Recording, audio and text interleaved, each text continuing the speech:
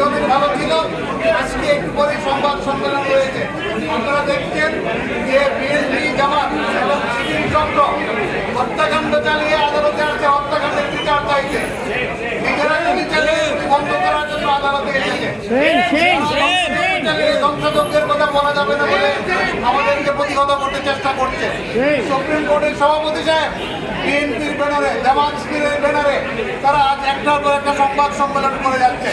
আমরা আইনজীবীরা সজাগ না থাকি তাহলে তারা সারা দেশব্যাপী ষড়যন্ত্র চালাচ্ছে, আন্তর্জাতিক ভাবে ষড়যন্ত্র চালাচ্ছে। সেই ষড়যন্ত্রে তারা সফল হতে চেষ্টা করবে। আমাদের দায়িত্ব হবে তাদের এই ষড়যন্ত্রকে নস্যাৎ করে বাংলাদেশ সুপ্রিম কোর্ট বার অ্যাসোসিয়েশনের নেতৃত্বে এগিয়ে যাওয়া এবং তাদের ষড়যন্ত্রকে নস্যাৎ করা, তাদেরকে প্রতিহত করা। সাথে নিয়ে আমরা এই আন্দোলন চালাতে চাই। ধন্যবাদ সবাইকে। জয় বাংলা।